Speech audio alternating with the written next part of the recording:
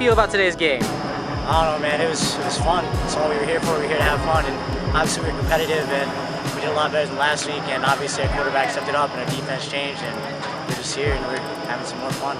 I named our quarterback the MVP because he's the one who's throwing all the touchdowns. But I mean, people are getting open. But at the same time, our defensive MVP would be Alex O'Hagan because he had picks for days tonight. So what do you plan to do for next game?